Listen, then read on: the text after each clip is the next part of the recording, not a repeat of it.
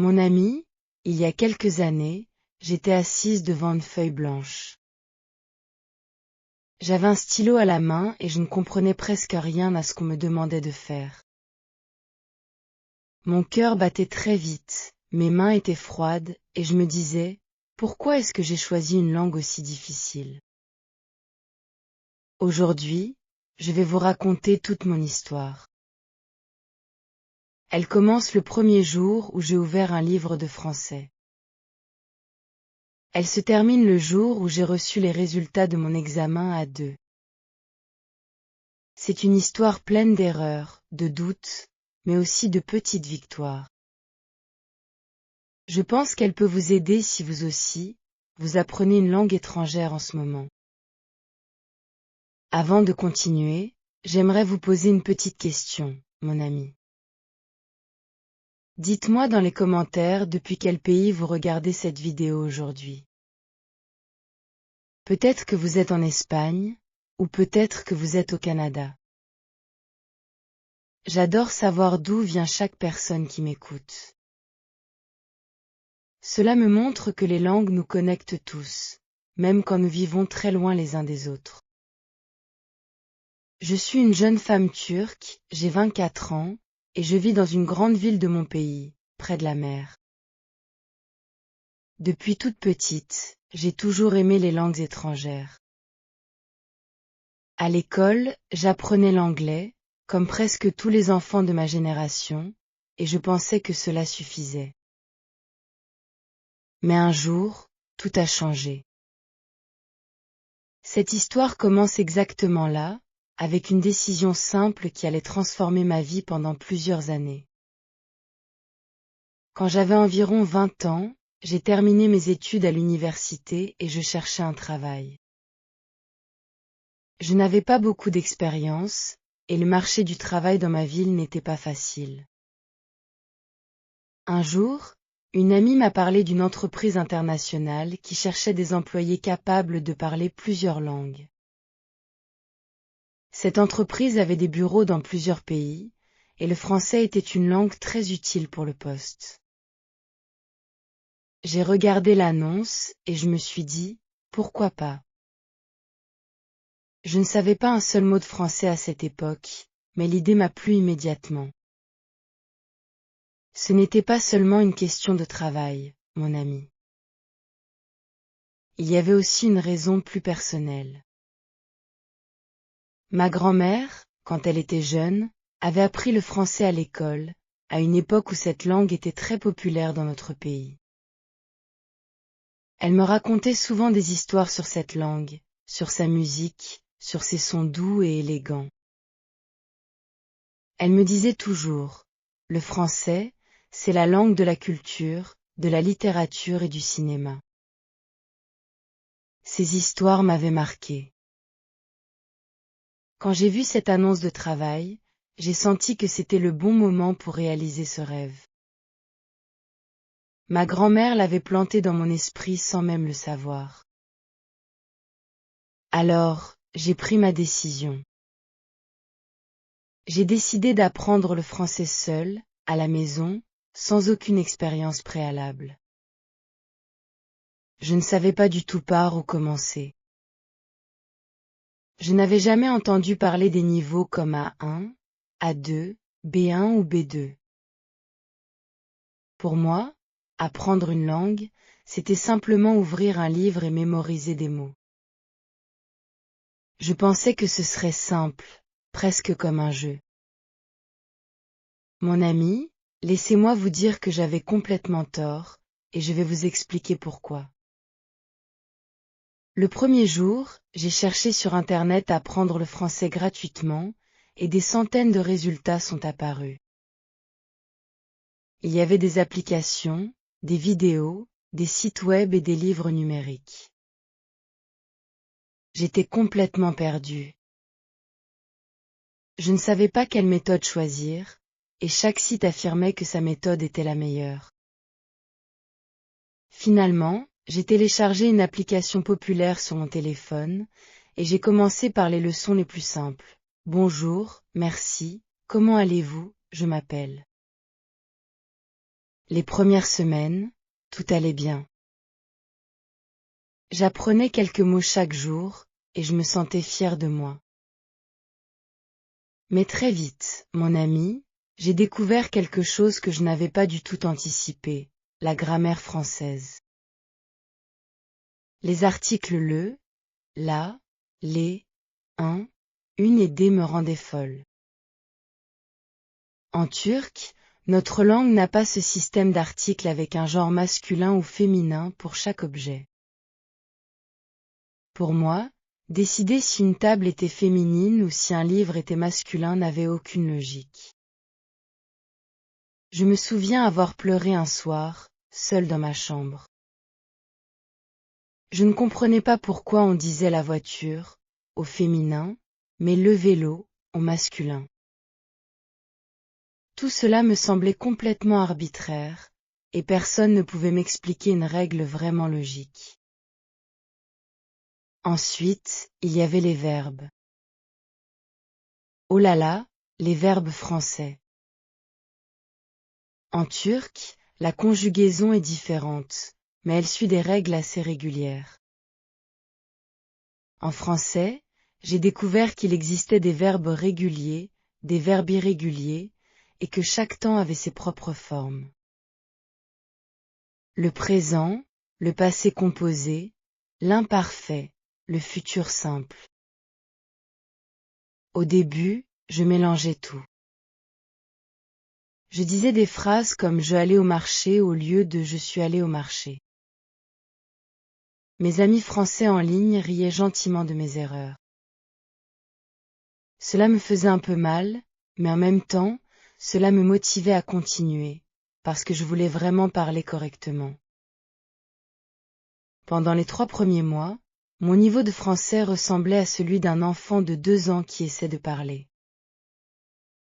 Je connaissais des mots isolés, mais je ne pouvais pas construire de vraies phrases. Je regardais des vidéos pour enfants, avec des dessins animés simples, parce que c'était le seul contenu que je pouvais comprendre un peu.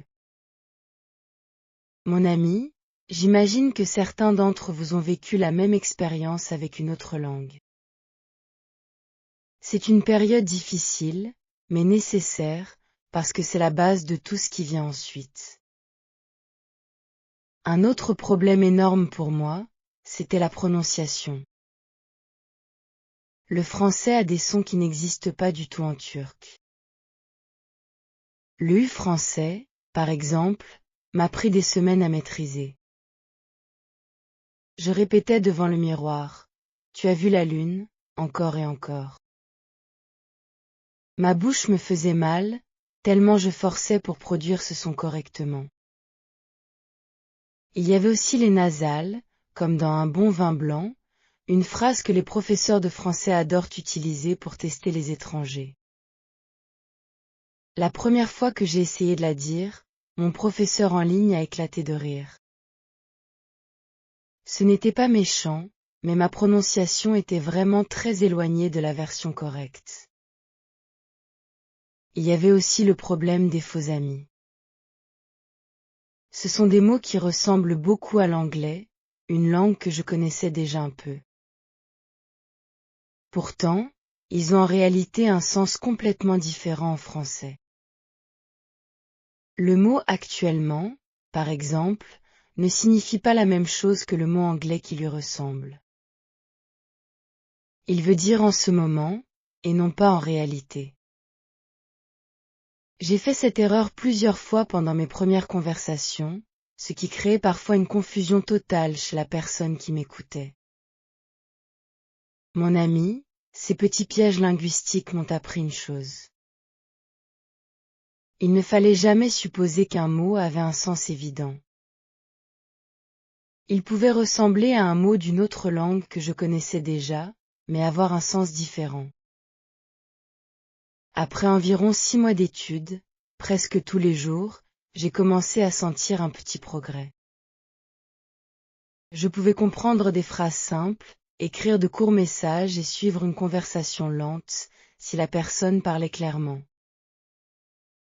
C'est à ce moment-là qu'une amie m'a parlé d'un examen officiel qui s'appelle le DELF.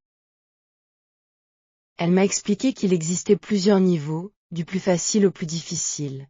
A1, A2, B1, B2, C1 et C2. Elle m'a conseillé de commencer par la 2. C'était un bon niveau pour valider mes connaissances de base avant de continuer vers des niveaux plus avancés. Au début, mon ami, cette idée me faisait très peur. Passer un examen officiel, devant des professeurs, avec une note et un diplôme à la fin, me semblait terrifiant. Et si j'échouais? Et si tout le monde voyait que mon français n'était pas assez bon? Ces pensées négatives tournaient dans ma tête chaque nuit. En même temps, il y avait une petite voix en moi qui me disait, si tu réussis cet examen, tu auras une preuve concrète.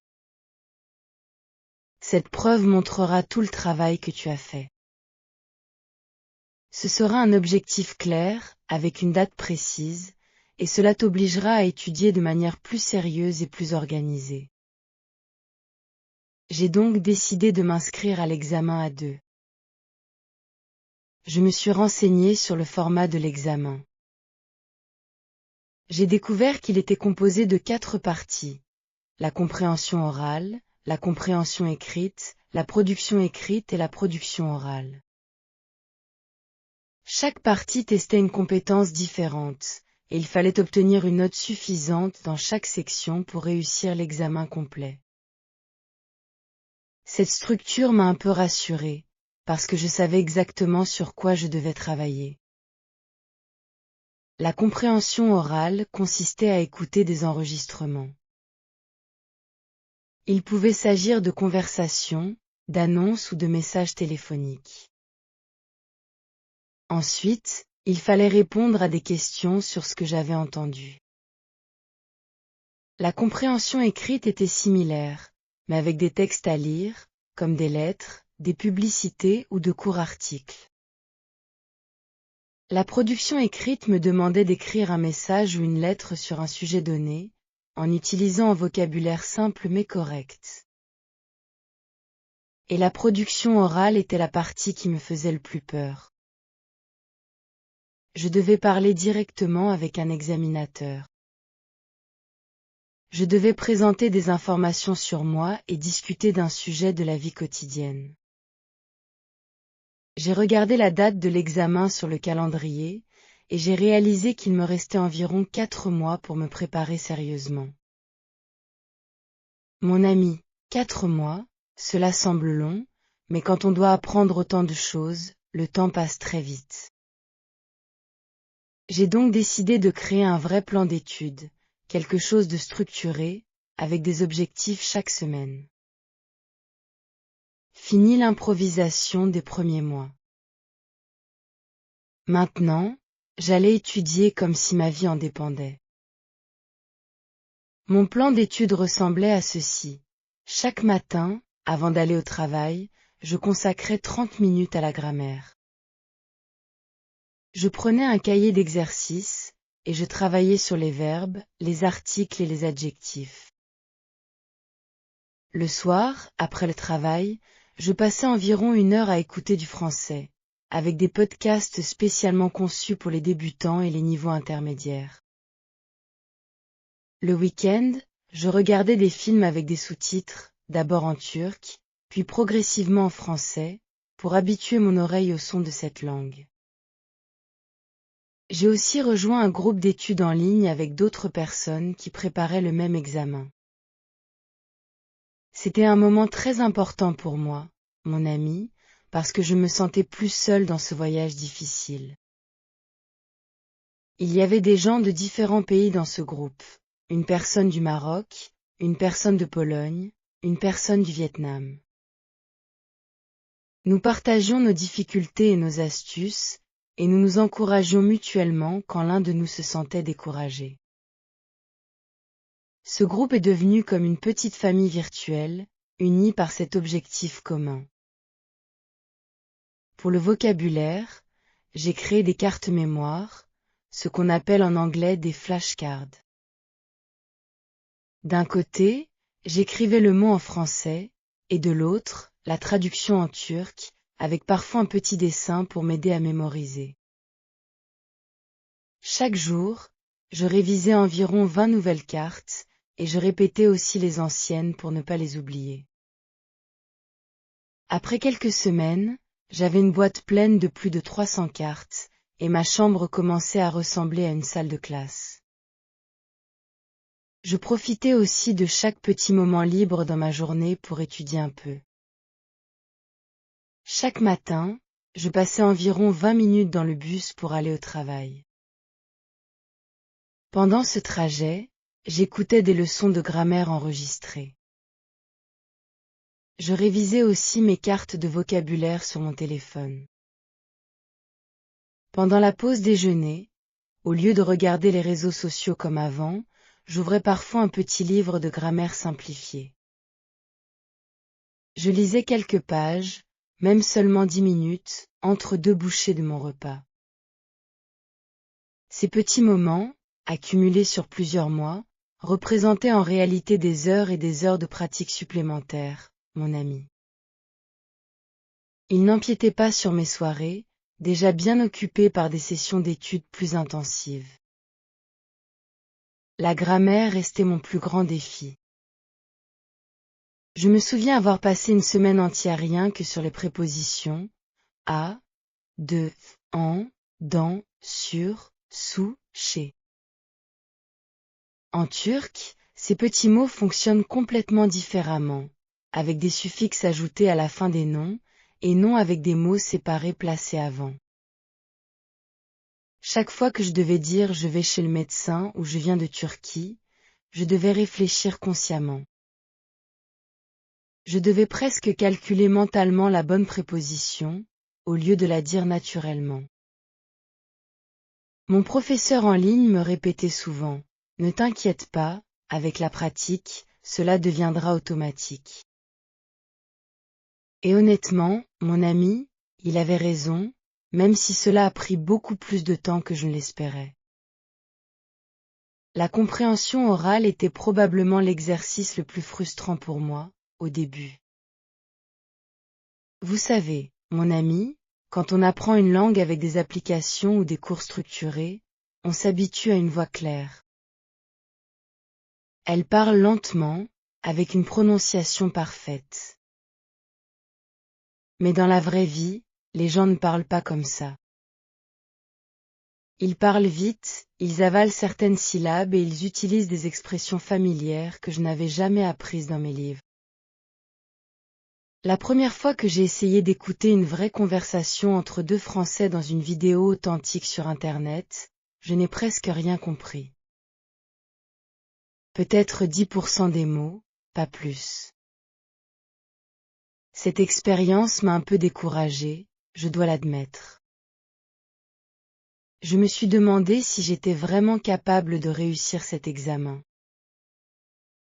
Mais mon groupe d'études m'a beaucoup aidé à ce moment-là.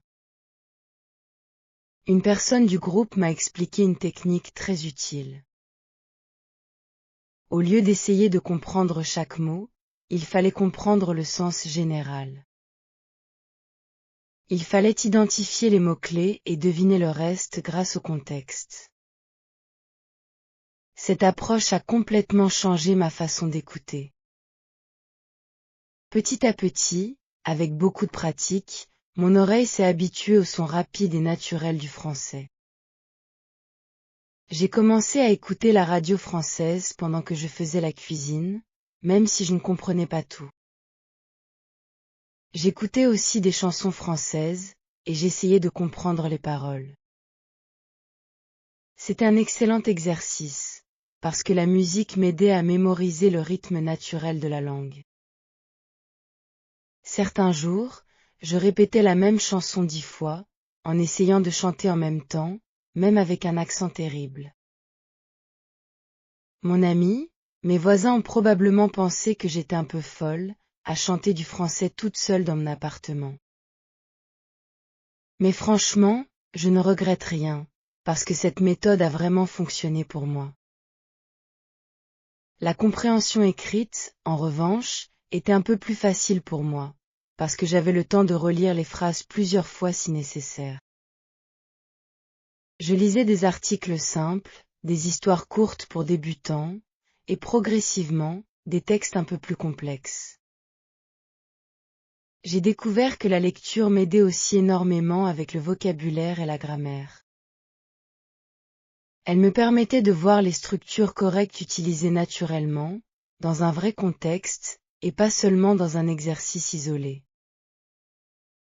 J'ai aussi commencé à tenir un petit journal intime en français, où j'écrivais quelques phrases chaque soir sur ma journée, mes pensées et mes émotions.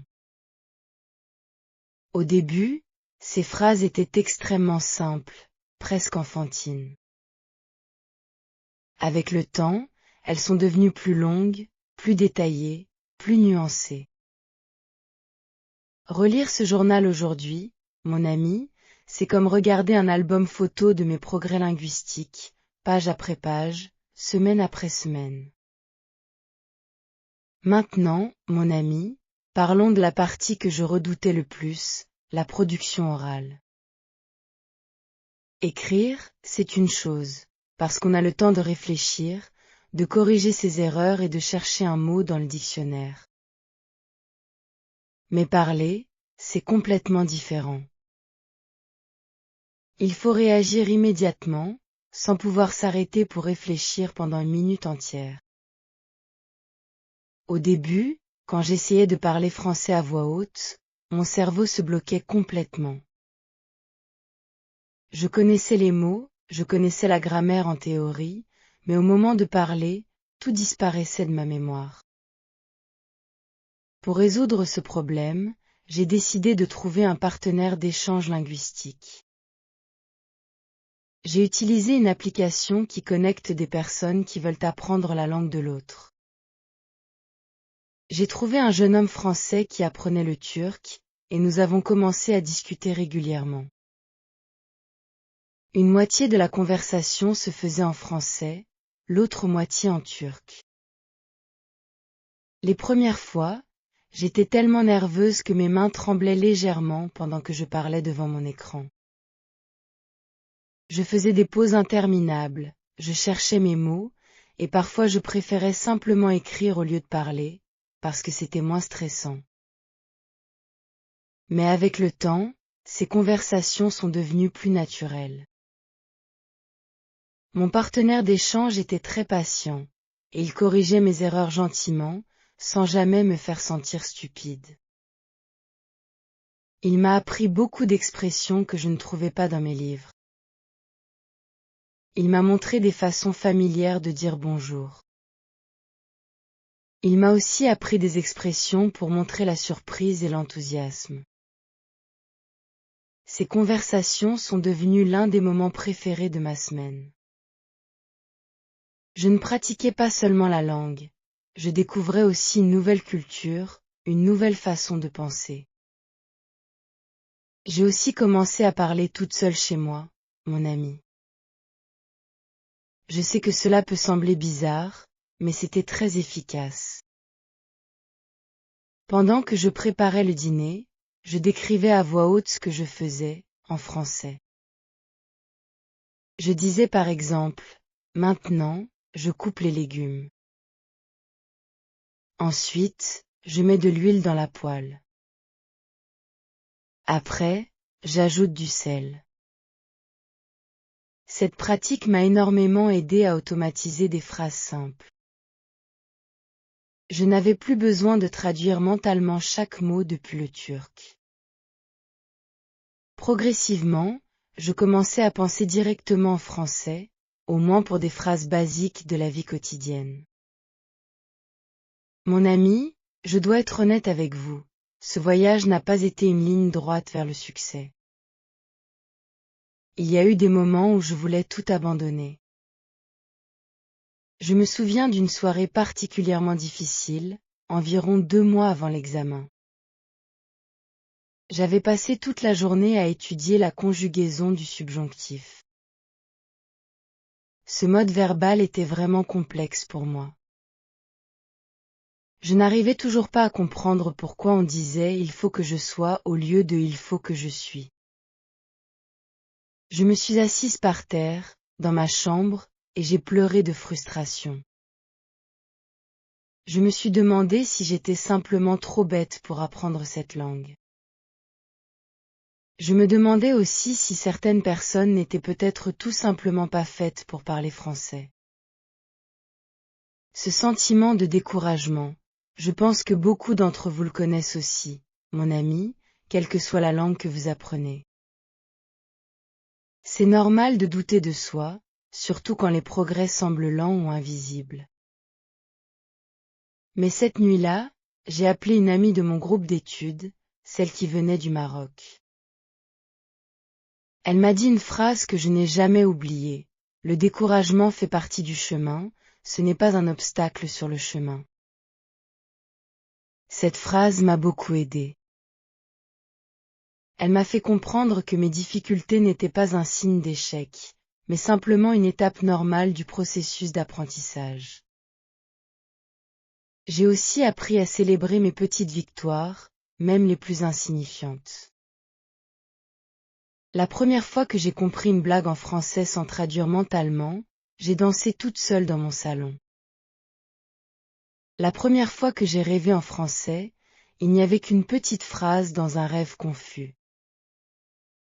J'étais pourtant tellement excitée que j'ai envoyé un message à mon partenaire d'échange à 3 heures du matin.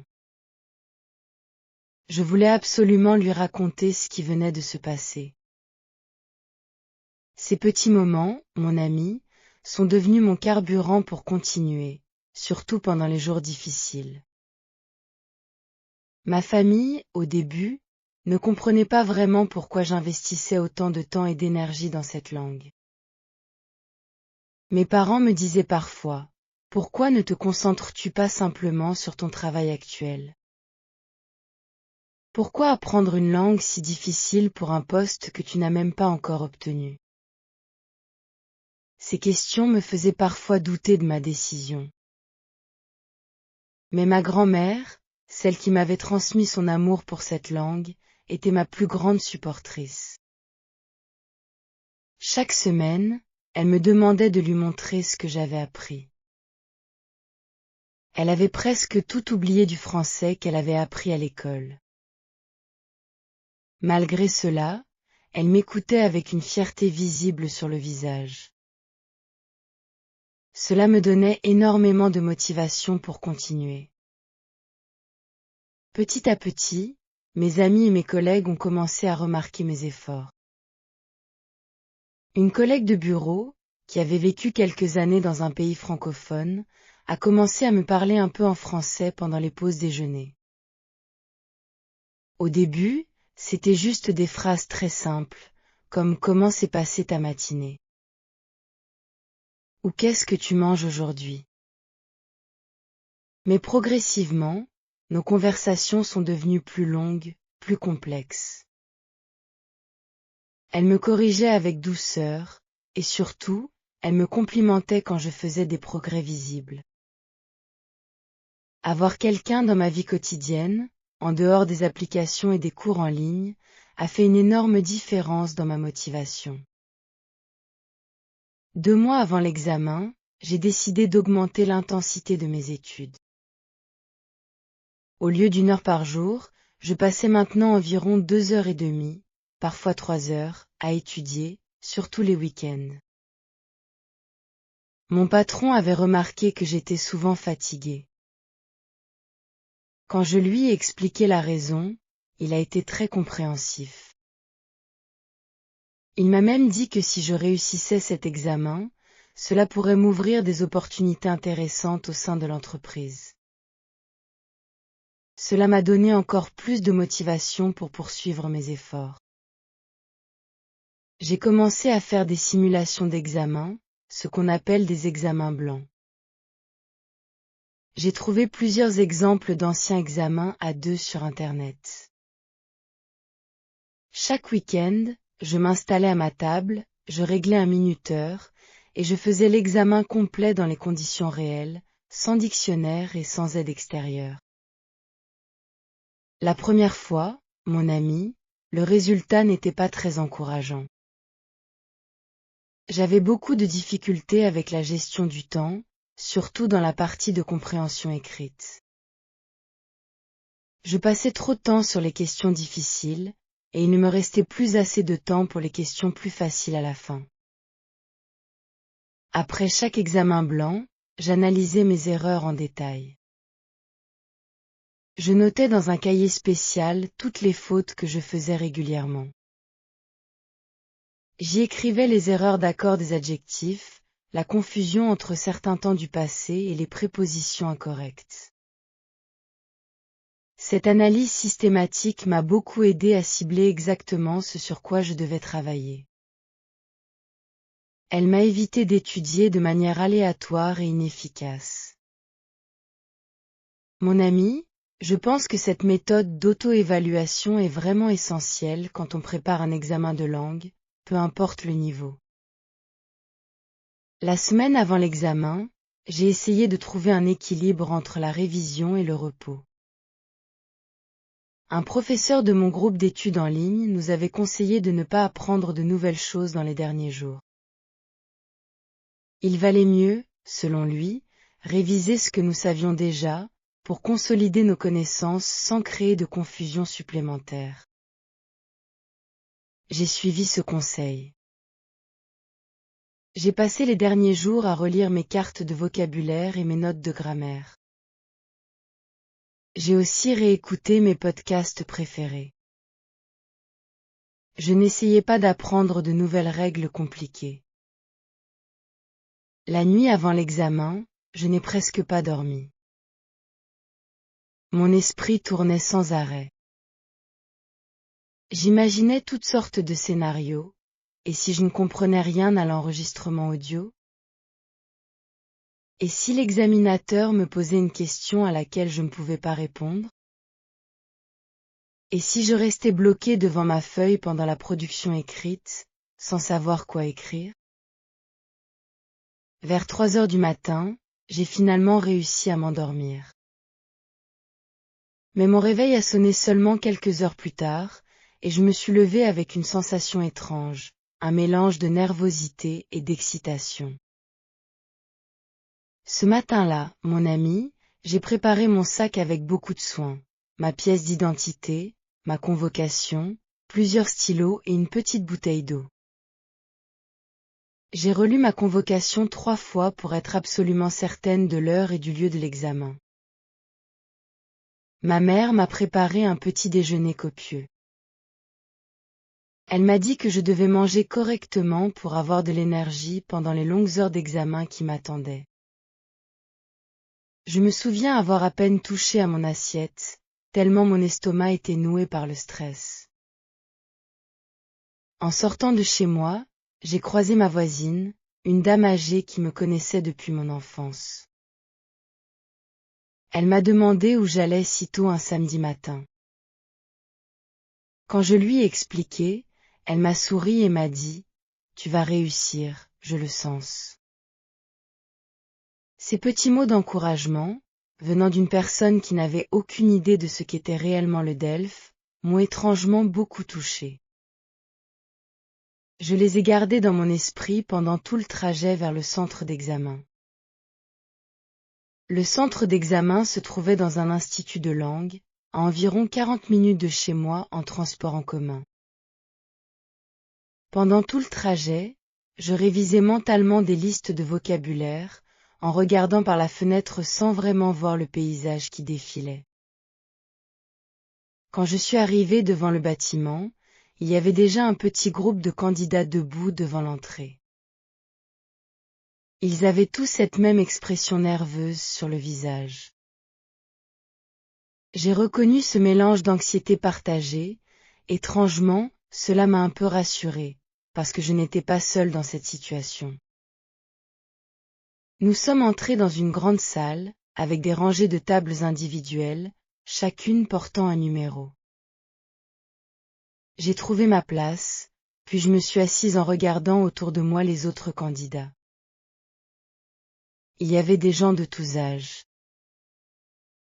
Certains étaient de jeunes adolescents, probablement encore au lycée. D'autres avaient mon âge. Il y avait même quelques personnes plus âgées, peut-être des retraités qui apprenaient le français pour le plaisir.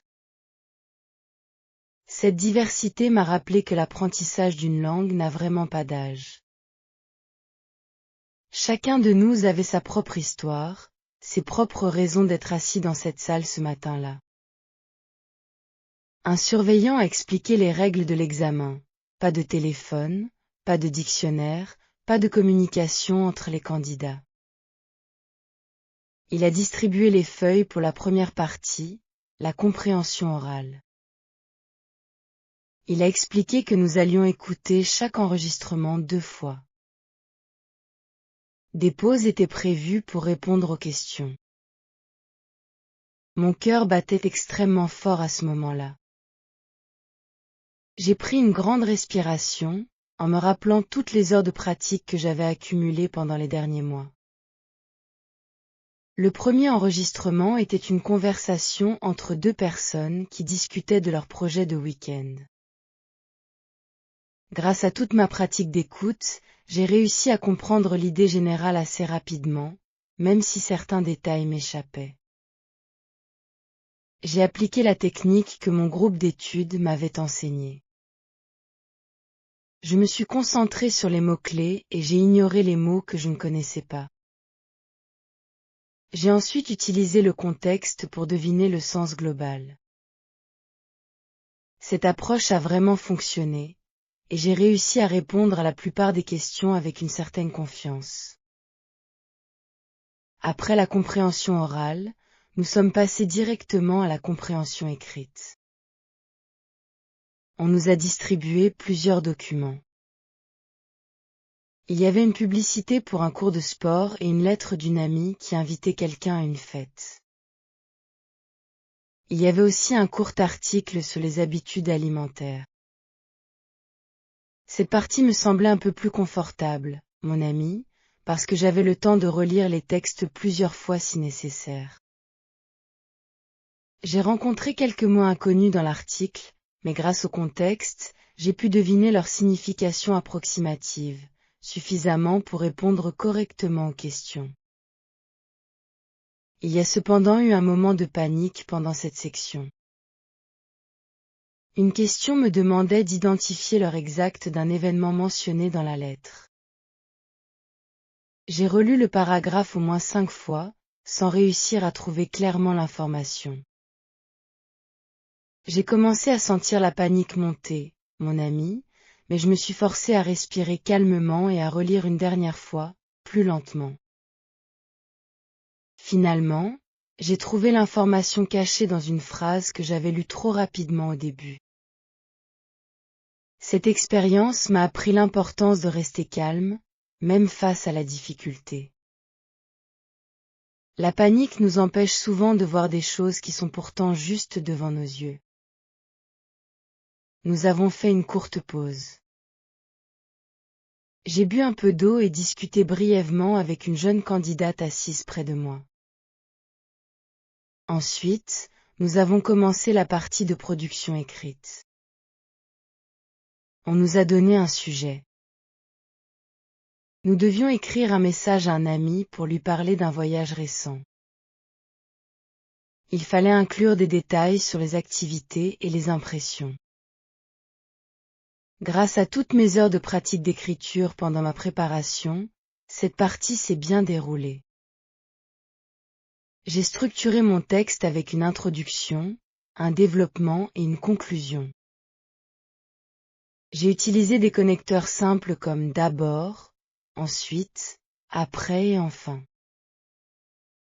Mon professeur en ligne m'avait appris à les utiliser systématiquement. J'ai imaginé un voyage fictif dans une petite ville au bord de la mer, avec des rues étroites et de petits cafés. J'ai décrit les activités que j'aurais aimé faire. Me promener sur la plage, goûter des plats locaux, visiter un marché traditionnel.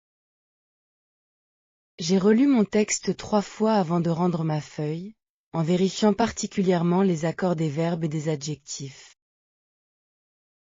C'était l'une des erreurs que je faisais le plus souvent, comme je l'avais découvert grâce à mes examens blancs. La partie orale n'avait pas lieu le même jour pour tous les candidats. On m'avait donné un rendez-vous quelques jours plus tard, dans l'après-midi. Ces jours d'attente entre les épreuves écrites et l'épreuve orale ont été particulièrement stressants pour moi, mon ami. Je continuais à penser à toutes les questions possibles que l'examinateur pourrait me poser. J'ai passé ces jours à pratiquer encore et encore avec mon partenaire d'échange. Nous avons simulé différentes situations. Je me suis entraînée à me présenter, à parler de ma famille, à décrire mon travail et à discuter de mes loisirs. Le jour de l'épreuve orale est arrivé. J'ai mis mes vêtements les plus confortables. Je pensais que cela m'aiderait à me sentir plus détendue. Dans la salle d'attente, avant mon tour, j'ai rencontré un jeune homme qui venait de terminer son épreuve. Il m'a dit, avec un grand sourire, « Ne t'inquiète pas, l'examinateur est très gentil. Il essaie vraiment de t'aider, pas de te piéger. » Ces mots m'ont beaucoup rassurée, parce que, dans mon imagination, j'avais créé l'image terrifiante d'un examinateur strict et froid. Quand mon tour est arrivé, je suis entrée dans une petite salle, où une femme d'âge moyen m'attendait avec un sourire chaleureux sur le visage. Elle m'a salué en français, et immédiatement, j'ai senti mon corps se détendre légèrement. La première partie consistait à me présenter, mon nom, mon âge, ma ville, ma famille, mon travail et mes loisirs. J'avais tellement pratiqué cette présentation que les mots sortaient presque automatiquement, sans que j'aie besoin de trop réfléchir. Ensuite, elle m'a demandé de tirer 2 petits papiers d'une boîte. Chaque papier contenait un sujet différent. Je devais choisir celui que je préférais pour la deuxième partie de l'examen. J'ai choisi un sujet sur les transports dans ma ville, parce que c'était un thème sur lequel j'avais beaucoup de vocabulaire. Je devais présenter mon opinion pendant quelques minutes, puis discuter avec l'examinatrice sur ce sujet. J'ai parlé des problèmes de circulation, des transports en commun et de mes préférences personnelles. À un moment, j'ai fait une erreur de conjugaison, et j'ai immédiatement essayé de me corriger. L'examinatrice a semblé apprécier cela, parce qu'elle m'a souri en hochant la tête. La troisième partie de l'oral consistait en un jeu de rôle, une situation de la vie quotidienne que je devais gérer en français. L'examinatrice m'a donné un scénario. J'étais dans un magasin, et je voulais échanger un vêtement qui ne me plaisait pas.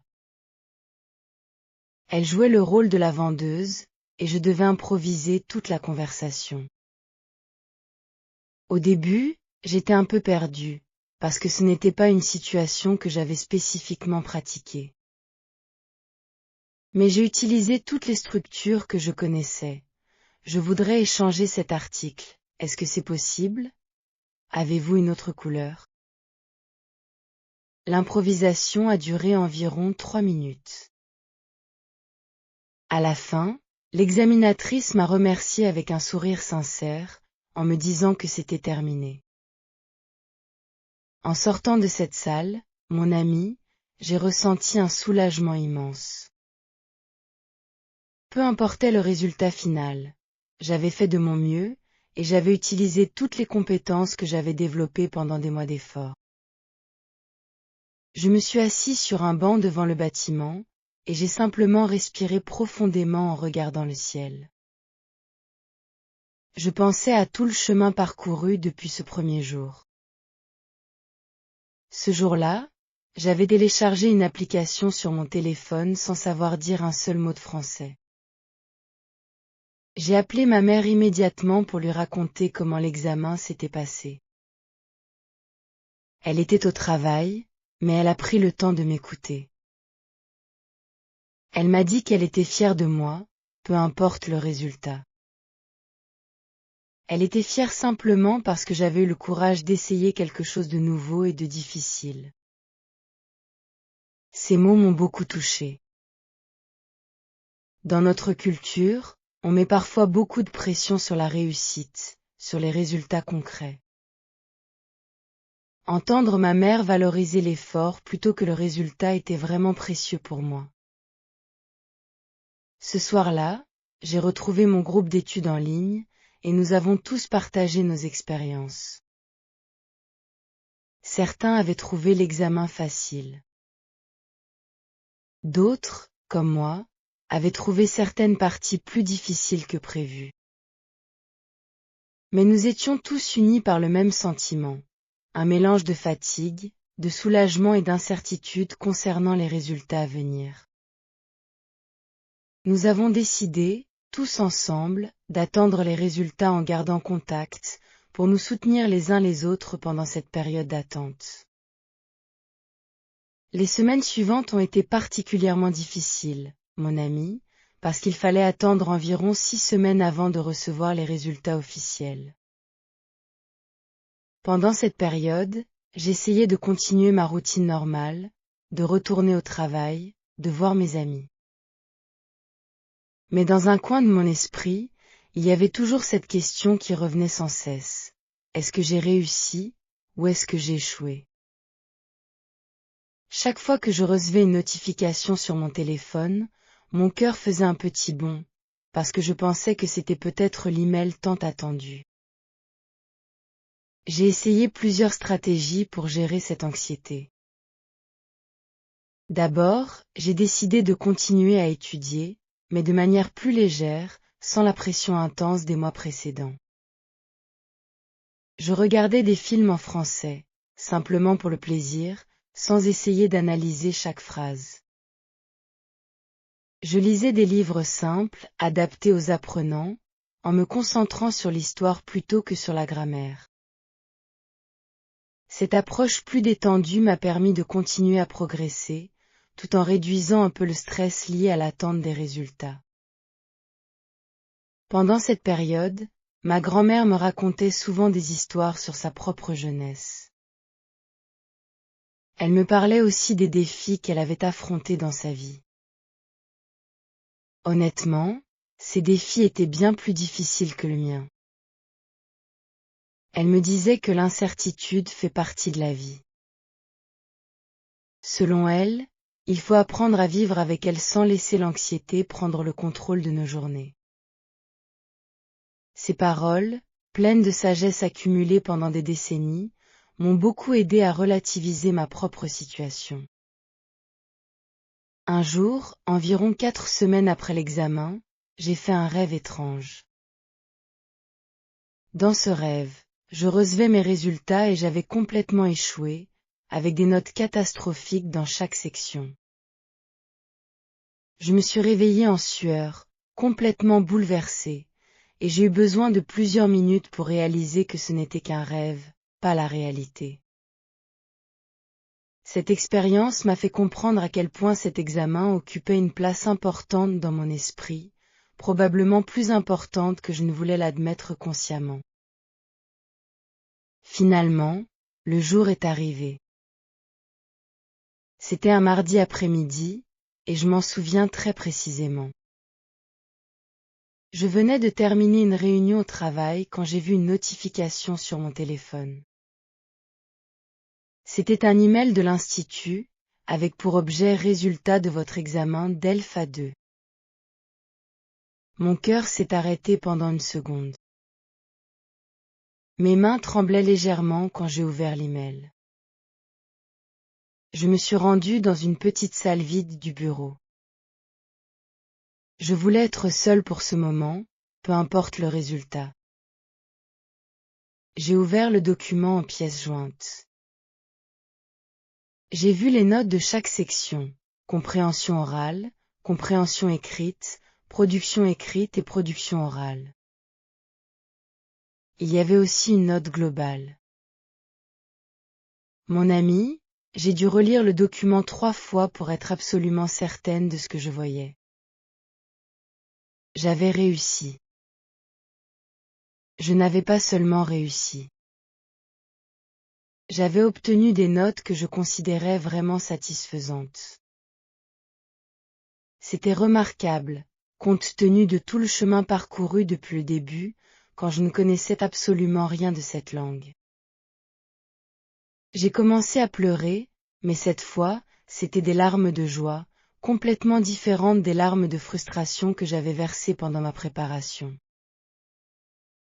Je suis sortie de la petite salle et j'ai immédiatement appelé ma mère.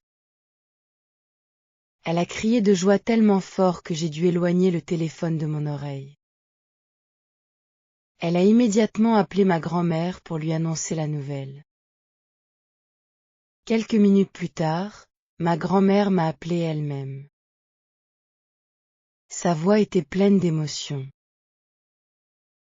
Elle m'a dit qu'elle était incroyablement fière de moi. Elle a ajouté que son propre rêve de jeunesse, en quelque sorte, continuait à travers moi.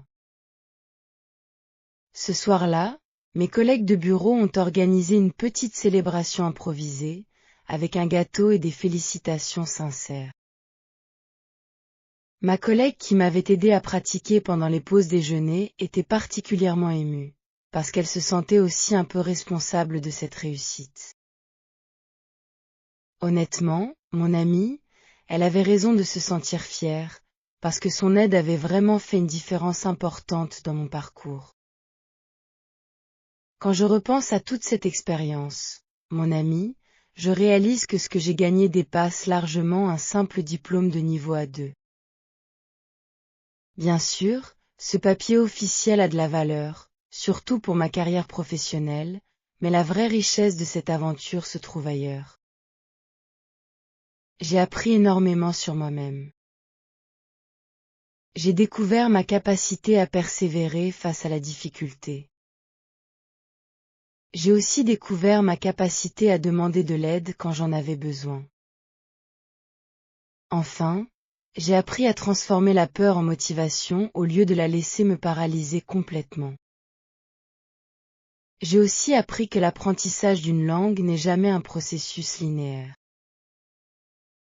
Il y a des semaines où l'on progresse rapidement, où chaque leçon semble facile. Et puis il y a des semaines où l'on a l'impression de ne faire aucun progrès, malgré tous les efforts investis. Cette expérience m'a appris la patience, une qualité que je ne pensais pas particulièrement posséder avant de commencer cette aventure. Mon ami, si vous apprenez actuellement une langue et que vous traversez une période difficile, je veux que vous sachiez que c'est complètement normal. Cela ne signifie absolument pas que vous êtes incapable de réussir. Une autre leçon importante concerne la peur du jugement. Pendant longtemps, j'avais tellement peur de faire des erreurs devant les autres que je préférais rester silencieuse plutôt que de risquer de me tromper. Mais grâce à cette préparation intensive, j'ai appris que les erreurs font partie intégrante de l'apprentissage. J'ai aussi compris que les gens qui nous entourent, la plupart du temps, apprécient nos efforts bien plus qu'ils ne jugent nos imperfections. Cette leçon, honnêtement, mon ami, a dépassé le cadre de l'apprentissage des langues. Elle a changé ma façon d'aborder beaucoup d'autres défis dans ma vie personnelle et professionnelle. Je veux maintenant partager quelques conseils pratiques avec vous, mon ami. Ils vous seront particulièrement utiles si vous préparez actuellement l'examen A2 ou si vous envisagez de le faire dans le futur. Premièrement, créez une routine régulière, même si ce n'est que 20 ou 30 minutes par jour. La régularité est beaucoup plus efficace que de longues sessions occasionnelles. Notre cerveau a besoin d'une répétition constante pour mémoriser durablement une nouvelle langue. Deuxièmement, n'ayez pas peur de pratiquer la conversation le plus tôt possible, même si votre niveau vous semble encore très faible. J'ai remarqué que beaucoup d'apprenants attendent d'être prêts avant de commencer à parler. Mais honnêtement, mon ami, on n'est jamais complètement prêt. C'est en parlant, en faisant des erreurs et en étant corrigé que l'on progresse réellement le plus rapidement. Troisièmement, trouver une communauté, un groupe d'études, ou même une seule personne avec qui partager ce voyage. L'apprentissage d'une langue, quand on le fait complètement seul, peut devenir extrêmement isolant et décourageant. Il est important d'avoir des personnes qui comprennent exactement ce que vous vivez. Elles peuvent célébrer vos victoires et vous soutenir pendant vos moments difficiles. Cela fait une différence absolument énorme, mon ami. Croyez-moi sur ce point, parce que je l'ai vécu personnellement. Quatrièmement, utilisez des ressources authentiques dès que possible, pas seulement des applications ou des manuels scolaires. Les chansons, les films, les podcasts et les vraies conversations avec des locuteurs natifs sont très utiles. Ils vous préparent bien mieux à la réalité de la langue que des exercices artificiels et simplifiés.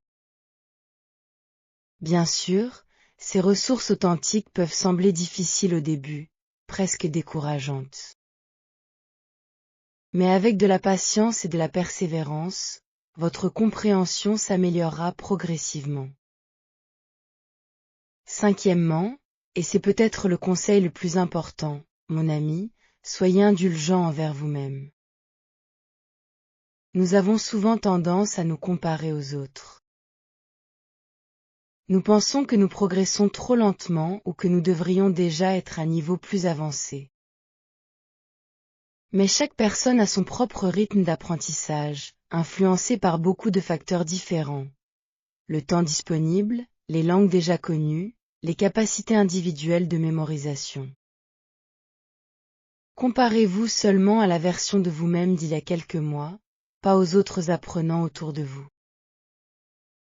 Depuis que j'ai obtenu mon diplôme A2, ma vie a changé de plusieurs façons, mon ami.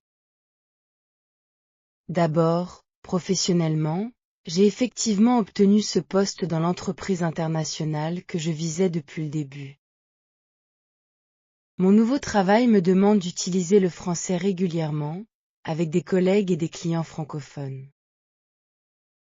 Cela m'oblige à continuer à progresser constamment, presque naturellement, à travers la pratique quotidienne réelle plutôt qu'à travers des exercices artificiels. Personnellement aussi, mon rapport à cette langue a complètement changé. Ce qui était au début une obligation professionnelle, presque une corvée difficile, est devenu une véritable passion. Je continue à regarder des films en français chaque semaine, non pas parce que je dois pratiquer, mais parce que j'aime vraiment cela maintenant. J'ai développé des amitiés sincères avec des personnes francophones que j'ai rencontrées grâce à mes efforts d'apprentissage. Ces amitiés n'auraient jamais existé si je n'avais pas pris cette décision, il y a quelques années, de sortir de ma zone de confort.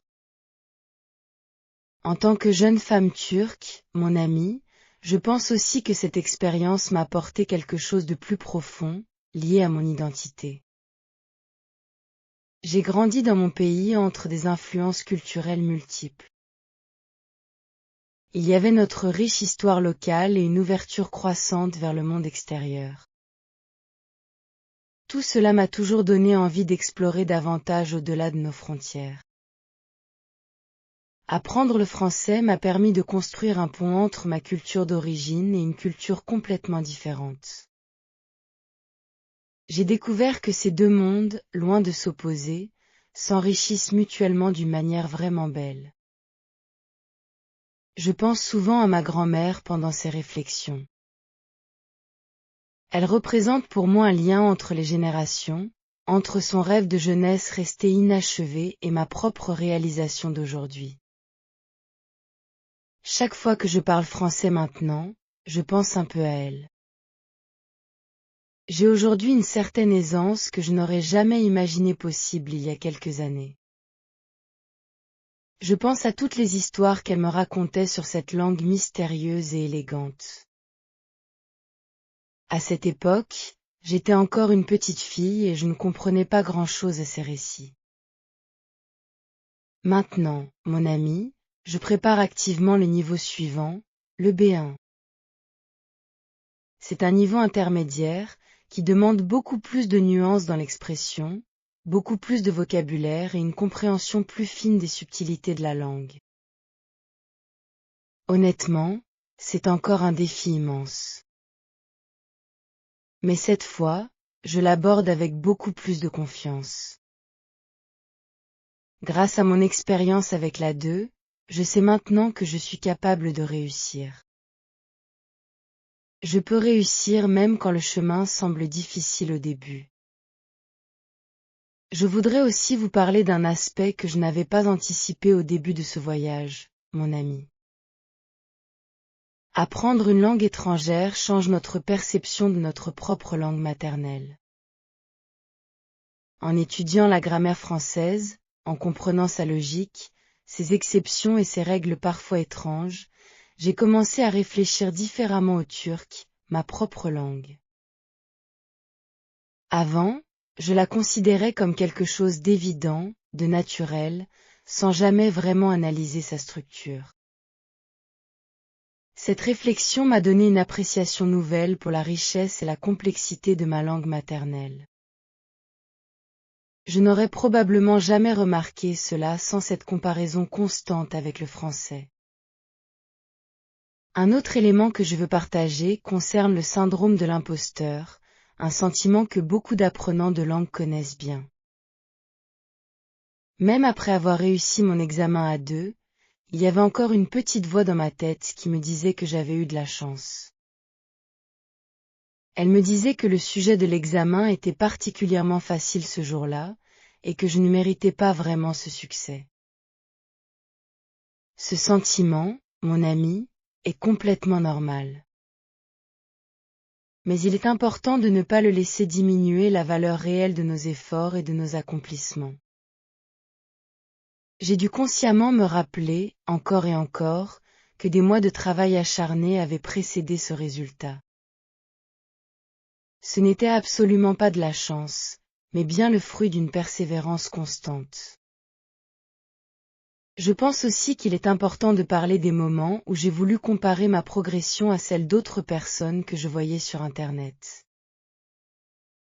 Ces personnes semblaient apprendre les langues incroyablement vite, presque sans effort apparent. Ces comparaisons, mon ami, sont souvent trompeuses et dangereuses pour notre motivation. Nous ne voyons généralement que le résultat final que les gens choisissent de montrer publiquement. Nous ne voyons jamais toutes les heures de doute, de frustration et d'échecs répétés qui se cachent derrière chaque succès apparent. Avec le temps, j'ai appris à me concentrer uniquement sur mon propre chemin et sur mes propres progrès. Je ne me laisse plus décourager par des comparaisons finalement peu utiles. Vous préparez peut-être actuellement un examen de langue, quel qu'il soit. Dans ce cas, je voudrais vous encourager à documenter votre propre parcours. C'est ce que je fais aujourd'hui en partageant mon histoire avec vous. Écrivez dans un journal, enregistrez de courtes vidéos de vous-même en train de parler, gardez une trace de vos progrès au fil du temps. Cette documentation devient incroyablement précieuse pendant les moments de découragement. Elle vous permet de voir concrètement à quel point vous avez progressé. Elle vous le montre même quand votre esprit vous convainc du contraire. J'aimerais aussi partager avec vous quelques moments amusants de mon parcours, mon ami. Malgré toutes ces difficultés, l'apprentissage d'une langue contient énormément de moments drôles. Il faut savoir les apprécier.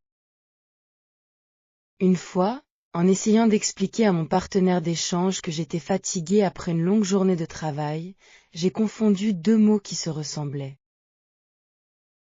Au lieu de dire que j'étais épuisé, j'ai accidentellement dit une phrase complètement différente et légèrement embarrassante.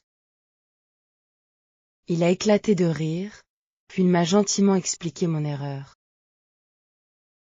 Depuis ce jour, cette confusion est devenue une blague récurrente entre nous, quelque chose que nous mentionnons encore régulièrement pendant nos conversations. Un autre souvenir amusant concerne ma prononciation des nombres. Pendant des semaines, je confondais systématiquement certains nombres qui se ressemblent beaucoup à l'oral. Cette confusion créait parfois des situations absurdes.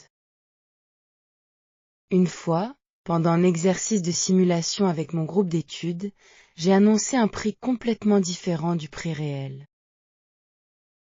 Ces erreurs, aussi gênantes qu'elles puissent paraître sur le moment, sont finalement devenues des souvenirs précieux. Ce sont des anecdotes que je raconte maintenant avec beaucoup de tendresse envers cette version plus jeune et plus maladroite de moi-même. Mon ami, je pense qu'il est important de garder cette légèreté, cet humour envers nos propres erreurs, pendant tout le processus d'apprentissage. Se prendre trop au sérieux, avoir trop peur du ridicule, cela peut vraiment nous paralyser et ralentir considérablement nos progrès. Les meilleurs apprenants que j'ai rencontrés dans mon groupe d'études étaient justement ceux qui savaient rire de leurs propres erreurs. Ils abordaient chaque difficulté avec curiosité plutôt qu'avec une anxiété excessive. Je regarde maintenant en arrière sur tout ce parcours. Je repense à cette première soirée où j'ai téléchargé une application sans savoir dire un seul mot de français. Je pense aussi à aujourd'hui, alors que je peux partager avec vous toute cette histoire dans une langue apprise avec tant d'efforts. Quand je mesure tout ce chemin, je ressens une profonde gratitude. Gratitude envers ma grand-mère, qui a planté cette graine sans même le savoir.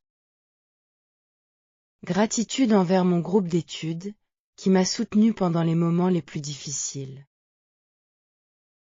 Gratitude envers ma famille, qui a cru en moi-même quand je doutais de moi-même.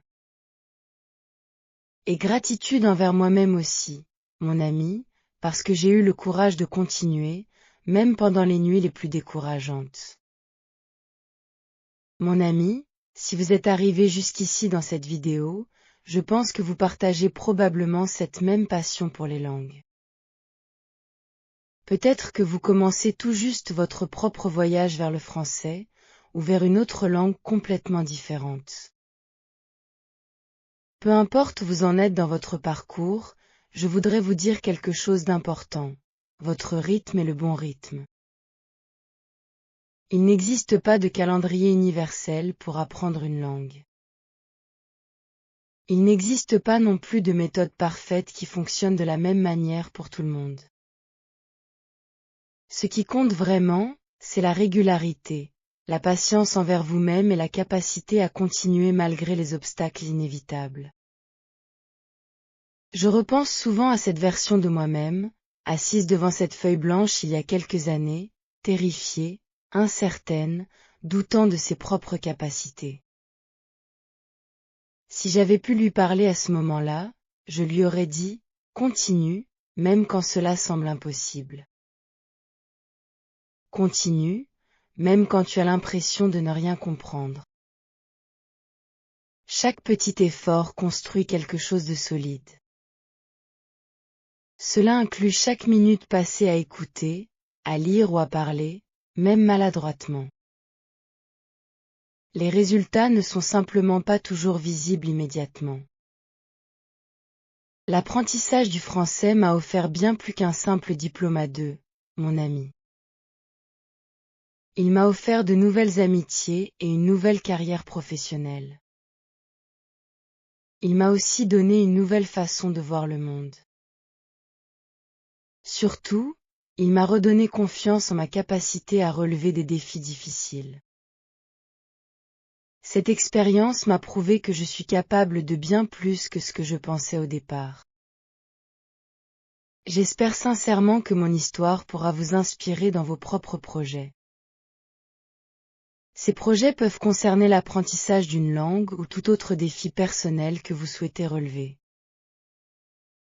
Il y a un dernier rêve que je voudrais partager avec vous, mon ami. Depuis que j'ai commencé à apprendre le français, je rêve de visiter un pays francophone. Je rêve de marcher dans des rues où j'entendrai cette langue partout autour de moi. Je l'entendrai dans les cafés, dans les marchés et dans les conversations des passants. Pendant longtemps, ce rêve me semblait presque impossible. Il me paraissait trop lointain, réservé à d'autres personnes plus chanceuses que moi. Mais maintenant, j'ai mon diplôme A2 en poche et un travail qui me permet d'économiser un peu chaque mois.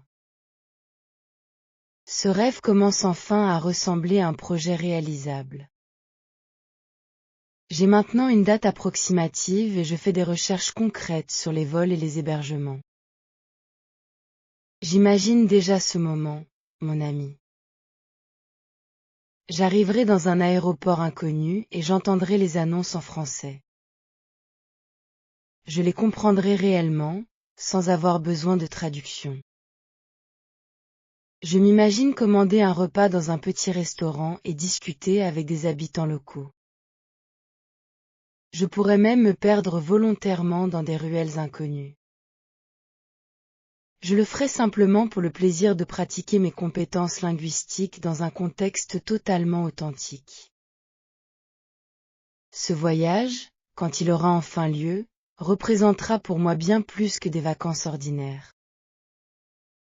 Ce sera la célébration concrète de toutes ces années d'efforts, de doutes et de progrès constants. Je pense aussi à toutes les personnes que j'ai rencontrées virtuellement pendant ce parcours.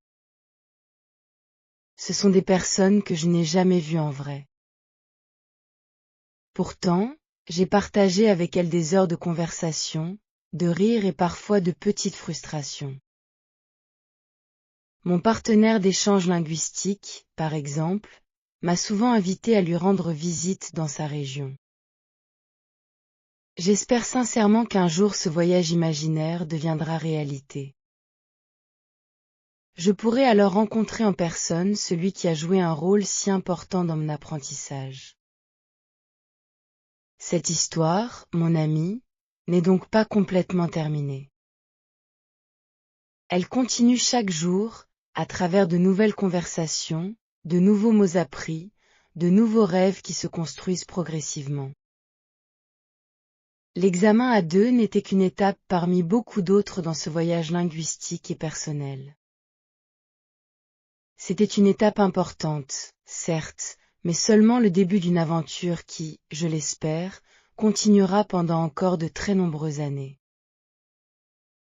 Avant de terminer cette vidéo, mon ami, j'aimerais beaucoup savoir dans les commentaires si vous préparez actuellement un examen de langue, et lequel. Racontez-moi vos propres difficultés, vos propres petites victoires, parce que je lis toujours vos commentaires avec beaucoup d'attention. Parfois, vos histoires me touchent et me motivent moi-même à continuer mon propre apprentissage du français. N'oubliez pas non plus de partager cette vidéo avec quelqu'un que vous connaissez. Cette personne a peut-être besoin d'entendre qu'il n'est jamais trop tard. Elle a peut-être aussi besoin de savoir qu'aucun rêve linguistique n'est trop grand. Avec de la patience et du travail régulier, ce rêve peut devenir réalité. Encore aujourd'hui, mon ami, je garde certaines des habitudes que j'ai construites pendant ma préparation. J'écoute toujours un peu de français chaque matin et je lis quelques pages chaque soir. Je continue aussi mon journal intime. Il est maintenant rempli de phrases beaucoup plus complexes qu'au début. Ces petites habitudes quotidiennes, accumulées avec constance, sont probablement la vraie raison de tous mes progrès, bien plus que n'importe quelle méthode miracle ou astuce particulière. Merci infiniment d'avoir écouté mon histoire jusqu'au bout, mon ami. J'espère vous retrouver très bientôt pour partager avec vous la suite de mon aventure.